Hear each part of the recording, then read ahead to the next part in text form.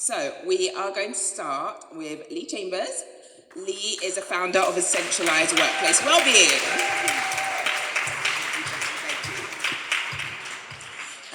We then have Ngozi Weller. Come up, Ngozi. She is a co-founder and Culture Change Strategist at Aurora UK. We have Tolu, Osinubi. Bam! There you go. And Tolu is a director at Deloitte UK. We like that.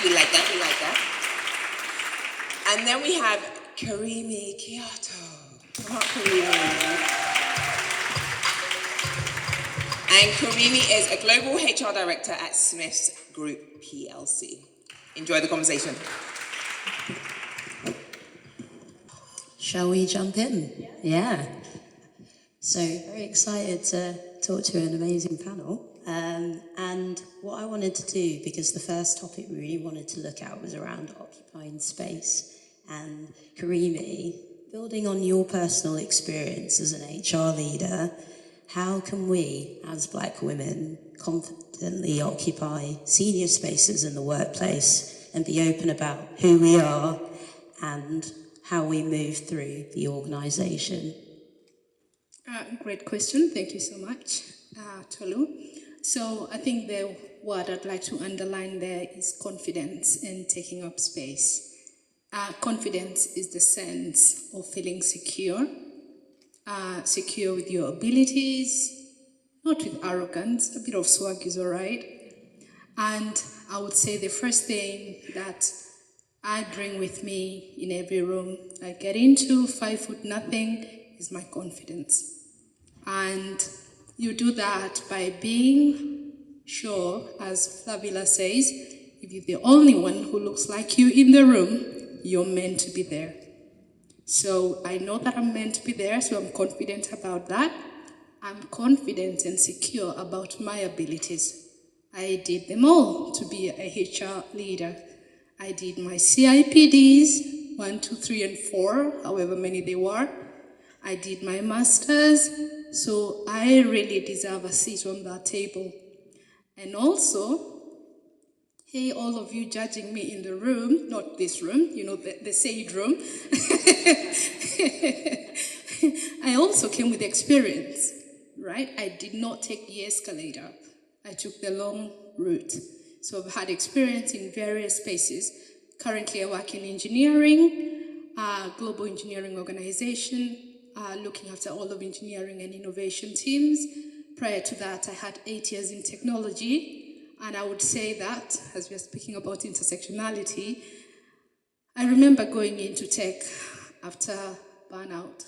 And I was then working in life sciences organization, a big one, whose name I will not mention now. It's on my LinkedIn. And I left technology, not left really, because I still have innovation teams reporting into me. But my last gig in technology was a cloud data warehousing scale-up, and I left after massive burnout. So that's not the end of my story. We're talking about confidence. So with confidence, I think, first and foremost, know who you are. And own who you are. You are enough as you show up. I think that's the first and biggest thing. And I think in those workplaces as well, you don't always get it right, but have the confidence to put your point of view across. If I can put it across in these really white spaces with my accent, you too can. Yeah, and I will listen to you if you've done your homework beforehand and you know what you're talking about.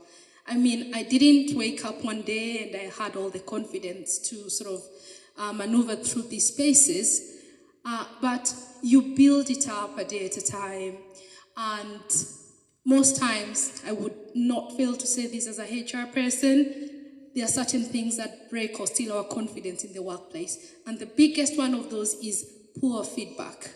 So when people give you feedback, ask yourself, is that worth taking on board?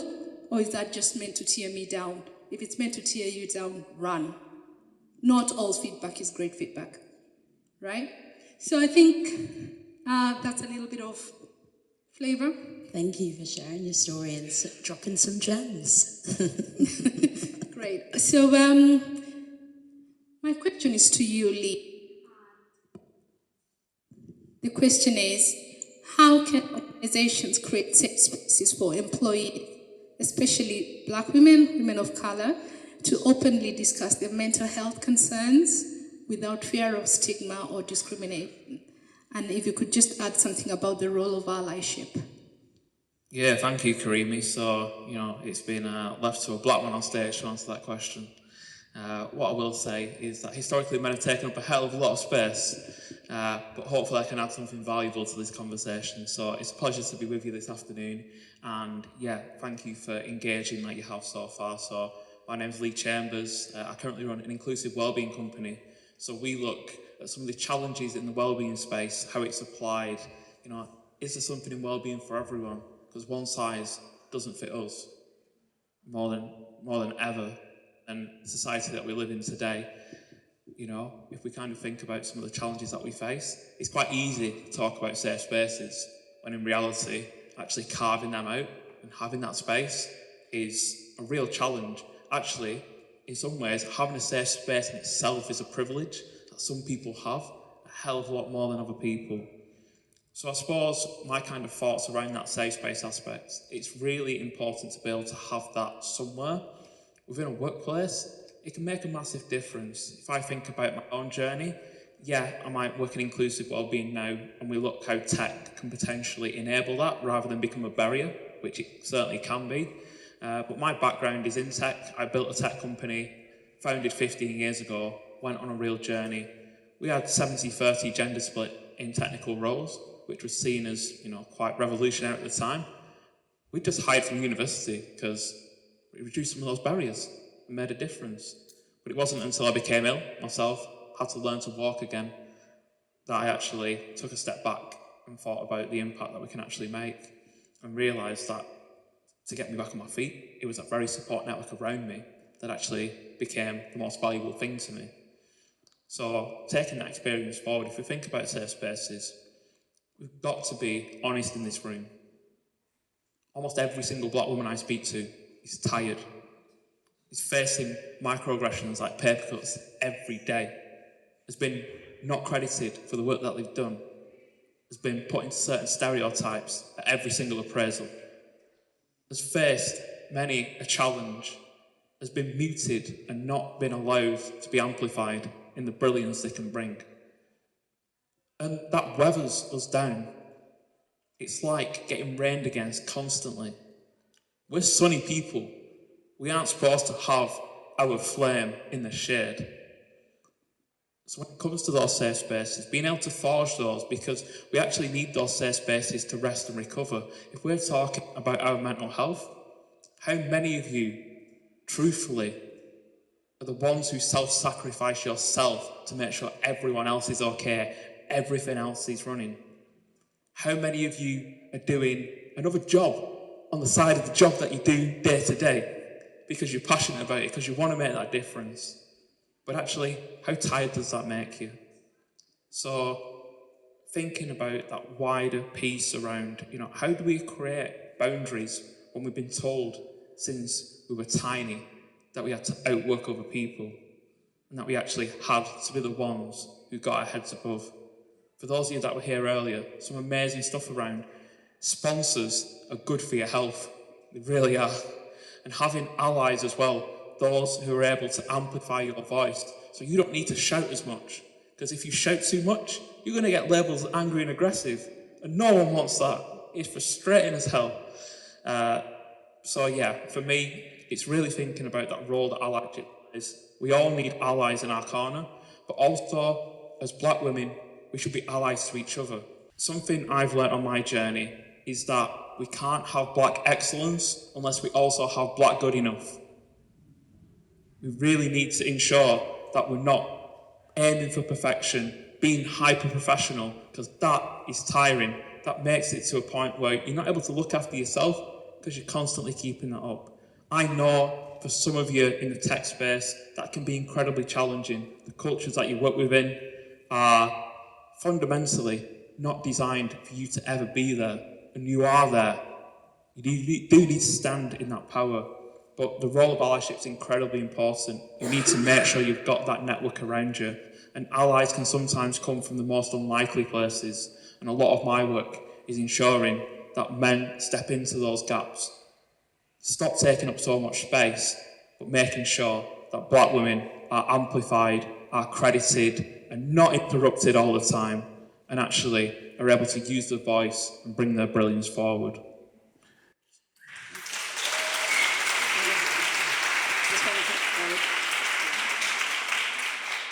I had a quick build on the allyship point, Lee, because someone described allyship as, because it's often a very buzzword, but described it as being someone's success partner, and I loved that as a way of describing it, because practically it's very hard to sometimes explain, but if we see it or visualize it as partnering in someone's success, so I would be asking people who are saying they are my allies, how are you partnering in my success right now or in the longer term? And if I'm not really seeing it or we're not seeing it, that's not demonstrating true and active allyship. Yeah, and I think, to your point, Tolu, there's a lot of performative allyship out there, taking the badge, showing up to the occasional thing. You can't choose and give yourself the title of being an ally. It's the people who you're an ally to who will decide when you are active. Because you need to get as uncomfortable as the people you're supporting, otherwise you ain't an ally. I could go on about this all day, but I'm not going to. That was an amazing build by Tolu. And ask yourself that question. Is the person who says they're an ally stood by your side in those times when it's most challenging, when those winds of adversity are blowing, or have they gone hiding behind a building somewhere because it's more comfortable? They are truly partnering in your success. And actually, make sure you work to redefine success on your terms, not what you've been told. And that's powerful when you step into your own version of success, because that's where you really, truly do shine. But I've got a question, Ngozi. I've got to ask this question, because I've just rabbited on for about 5 minutes and got all passionate and kind of completely lost myself on the question. I love it when you stand on your soapbox. Yeah, I know. I've got a lot to say, but then as an ally, you've also got to shut yourself up because you take up too much space otherwise. It's a fine tightrope balance to walk. But Ngozi, I want to know, how can we take, responsibility for our mental health? Obviously, especially black women are weathered. They fall into the gap between race and gender initiatives. There's a whole set of microaggressions for being a woman, there's a whole set of microaggressions for being black, and then there's a special set of microaggressions for being a black woman. Just, it's ludicrous, but society is like that. How can we actually take that initiative, be proactive in our mental health, given the amount of doors that are closed in our faces, given the amount of microaggressions we face on a daily basis, and how can we be able to continue to lead others when we're tired ourselves? I love that question, and it's one that I think I'm uniquely gifted to answer, given my personal experience. So I don't know how many of the people in the audience know who I am, but my name's Ngozi Weller, and I used to be a professional like all of you. I used to work for the world's largest oil company. I was on the career track. I left as a graduate from university straight into the graduate job, and I was climbing the corporate ladder. I was doing really well until I wasn't. The first really major hiccup is in that career trajectory is sitting in the audience here. I'm so proud of her, but maternity leave with my daughter, it changed the trajectory, but they didn't know me. They didn't know what an African spirit can do, and I'm prepared to give up everything to reach that goal of being at the top, right? But then I got careless and got pregnant again, didn't I, with a second child, and that seemed to be the end. But the thing that surprised me was that it wasn't the end for all of my female peers. It was just the end from me. And I had to confront through time, really why that was. And it was because my face didn't fit. Being in a male-dominated industry is one thing. Being in a white-dominated industry is another. Being a woman in those spaces is very difficult to do what I attempted to do. I wanted to break that brown glass ceiling. I wanted to be the first, because why not? And what happened when I tried to do it was I got the world's worst headache. I ended up burning out from my career, and burning out spectacularly. I think burnout is a term that's used quite casually these days, but let me describe in no uncertain terms what burnout looked like to me. Burnout was waking up every morning disappointed that I had woken up. I had just wanted God to take me in the night in my sleep, so it was just peaceful, out my hands. And then realizing I had about 30 seconds to put on the face and start the day. Come on, kids, let's get ready for school. Got to go.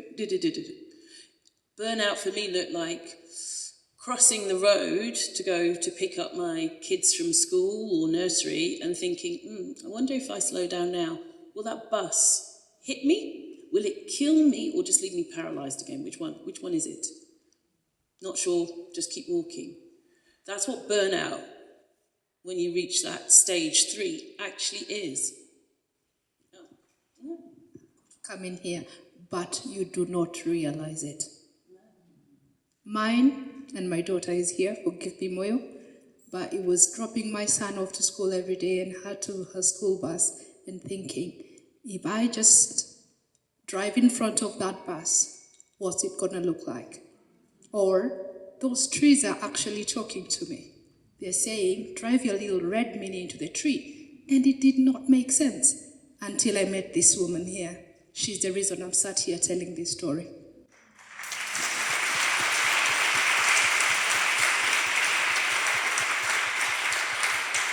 Thank you, Karimi. Yeah.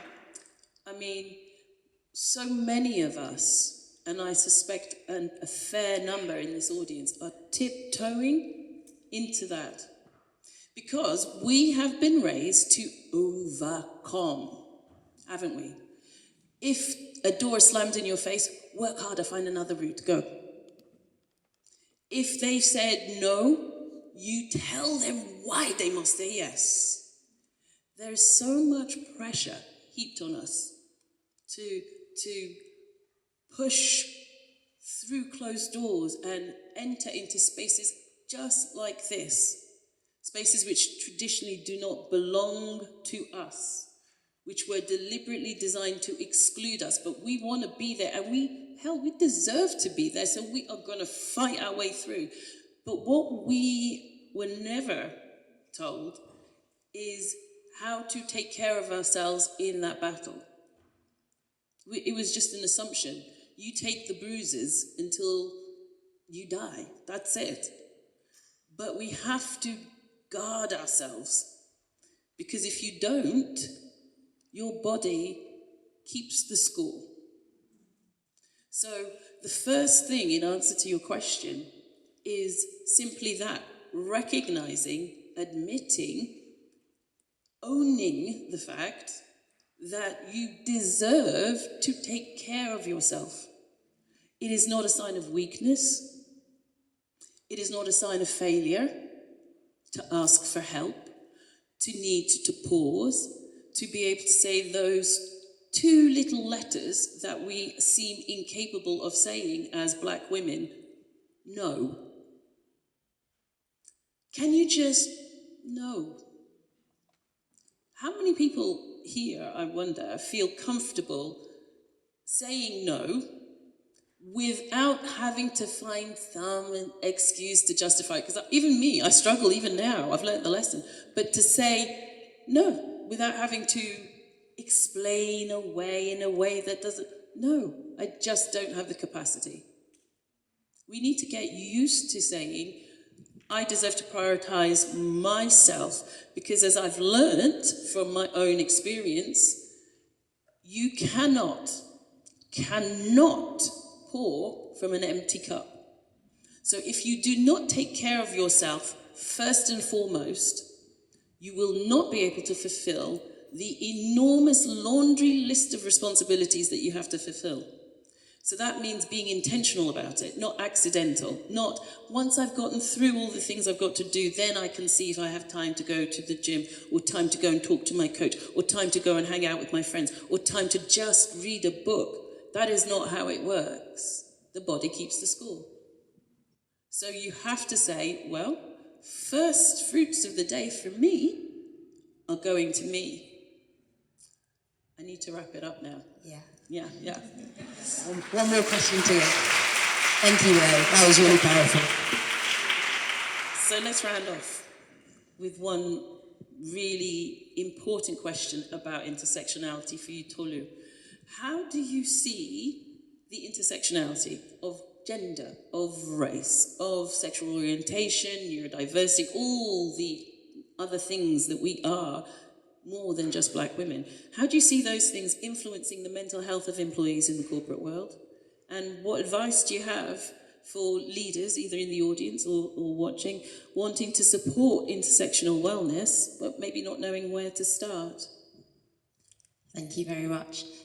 I think with that question, I like to start with my story and my journey around navigating my identities. So I grew up in a very Nigerian Christian household. I was born in Lagos, but then moved over to the UK when I was 5. So it was very much really focused around education. You're going to be a doctor, a lawyer, or an engineer. I'm none of those things. Well, I'm a software engineer, so partly. And then also there was a real focus as well on no time for boyfriends. So I often say to my mum she was right, but not quite in the way she thought. But what that did mean was, in terms of identity for me, I really like to say loudly that when I describe myself, that I'm a black British queer woman that works in technology. And it's really important to say that, because growing up that was not, or didn't feel like it was a possible identity for me, because in terms of the community that I grew up in, it was very much a lack of understanding around queer identity. But then equally, in terms of the LGBTQ plus community, I had to navigate racism and sexism. So you find yourself in a position where do I belong, or I don't feel like I belong anywhere. And I often say with that the biggest thing that a lot of people who are navigating multiple intersectional identities deal with is they usually attach the challenges to the identity, but the challenge really is, or the problem is, the people who are gatekeeping those identities. You're too black, you're not black enough, you're too Nigerian, you're not Nigerian enough, you're not gay enough, you're not this enough, whatever it may be. But that's where the issue lies. So I think that's been a really huge part of unlearning for me, but also understanding that with your identities, that the things that people frame as weaknesses are actually your greatest strengths. That's where you go into. So I would say to my teams, or when I go into a room, I'm not able to leave any of those identities at the door, because that makes me, it means that when I go to clients, when I do projects, when I enter spaces, that I go in with a unique perspective that no one else has. And that's what everybody has who has multiple intersectional identities. However, what I would say, and tying it back into the question, and the reason is those experiences, you carry those. So for me, I carry those into my experiences in the workplace, and they do take a toll. And when you're navigating the workplace, you have sort of similar challenges of, I often say, with the theme of being more than a black woman, when you go into the workplace, you have to be a bit of an optimist, because you look around and you don't see yourself. Then you look at the data, and the data is, at the moment, it's 0.7% in terms of representation of black women in the workforce. The data tells you you don't see yourself. So what do you do? It's like, it really takes a toll, doesn't it? And some of those things I would say are really challenging and can take a bit of around your mental health, but also around well-being. But to go to the second part of the question around how we can really where to start from and tackle that is two key things for me, and one of them has been mentioned already around a support system. And it's really important to really focus on how you craft that for yourself. So I know for me that really exists. So there's a support system in my organisation. I'm very fortunate. Not everybody has that. But also outside your organisation as well, it's really important to do that. And that could be through therapeutic spaces, could be through friendships and support groups. But it's really important to create that support system. And I give the example of myself. I've had a very rough week. It was a very rough week, but what was I able to do with the support system I had sort of halfway through the day was call my sponsor at work and say, this is really tough. I'm really struggling here. But I think things like that are really important in how we navigate some of the challenges around, say, mental health. And also really important, the second thing I would say is the real prioritization, and we all say it as a buzzword, but around self-care. But if you can't look after yourself as a leader, how are you going to look after a team? So you need to prioritize your self-care, and that comes with looking at it in terms of your body, your mind, and your soul. So I think that comes in ways of, so if you're looking at your body, if it's exercise, yoga, going for a run, whatever that looks like. But I think those things are really important to prioritise, because otherwise you end up in a position, and we've talked about the impact of burnout, but you are just going through the motions to try and push forward. So it's really important. So those were the couple of things I'd say. I know we're really pressed for time. I just want to, one quick thing. If anybody is worried about their mental health, it's too important not to say, okay, I have got a table at the growth room. Please do come and find me. I've got a QR code with a quiz to help you figure out if you are tiptoeing to burnout, and then help you figure out what you can do next. Okay, so just please don't stay sitting in pain. Come and find me. And feel free to approach any of us and say hello and carry on the conversation.